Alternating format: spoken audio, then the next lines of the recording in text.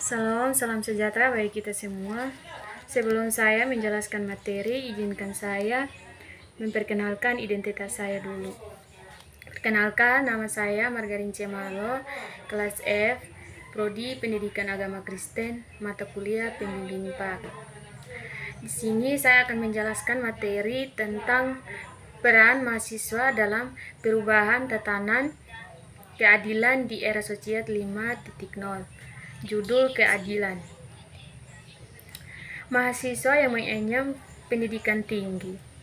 Menurut buku analisa kebijakan pendidikan karya Dr. Jejen Musfa, ada 4 keterampilan yang diharapkan dalam pendidikan tinggi sebagai generasi muda abad ke-21, yakni melahirkan pemikir yang mampu menyampaikan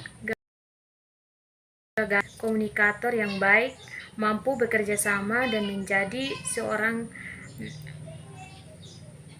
penentu atau pencipta. Bukan hanya dipenuhi dengan pengetahuan dan kepandaian, tetapi juga mampu mengkomunikasikan akademis yang diperolehnya. Kemampuan untuk bekerja sama sehingga menciptakan atau menghasilkan sebuah karya untuk kepentingan bersama. Keadilan dalam pendidikan tinggi bukan hanya mampu secara akademik melakukan karya yang dapat dimanfaatkan untuk kepentingan bersama.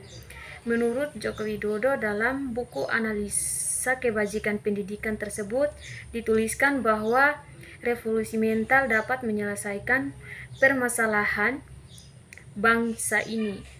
Perubahan paradigma masyarakat tentang ekonomi, pendidikan, politik maupun peradaban atau lebih baik lagi hanya dapat dimungkinkan melaksanakan pendidikan. Dengan demikian, paradigma masyarakat maupun pemerintahan yang tidak sesuai dengan keadilan dan kebenaran. Simpulnya, mahasiswa Kristen adalah sekumpulan manusia Kristen, sungguh-sungguh dan moral Kristus dan berpengetahuan dan belajar di perguruan tinggi, menjadi penerus pengembangan di segala bidang, mampu mengubah tatanan bangsa dan negara berdasarkan kebenaran Alkitab. Mahasiswa Kristen yang berkarakter takut akan Tuhan, menggunakan pengetahuan akademiknya, diharapkan bisa mendobrak pilar-pilar kehidupan berbangsa dan bernegara. Sebagai moral, dituntut bertanggung jawab secara akademik dalam menghasilkan sebuah karya yang berguna bagi tatanan kehidupan masyarakat luas, khususnya dalam hal keadilan di tengah masyarakat yang beragam.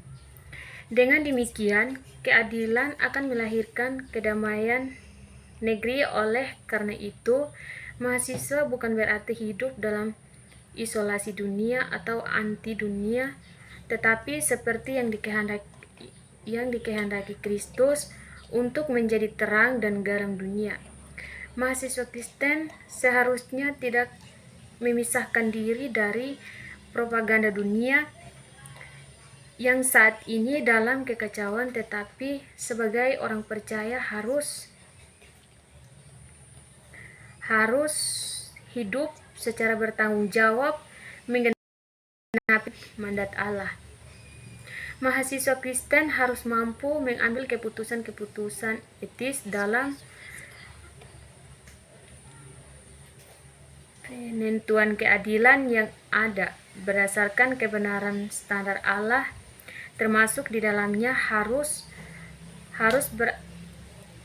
beroposisi atau berseberangan dengan perintah yang melakukan ketidakadilan ataupun ketidakbenaran, tetapi tidak menunjukkan kasih dan damai dan tidak mengedepankan kekerasan.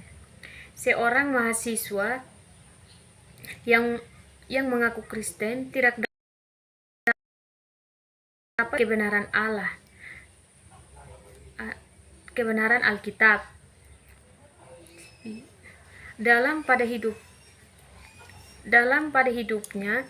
Jika Alkitab bukan menjadi landasan hidupnya, maka status Kristen yang disandangnya hanya sebagai status atau seorang gampangan.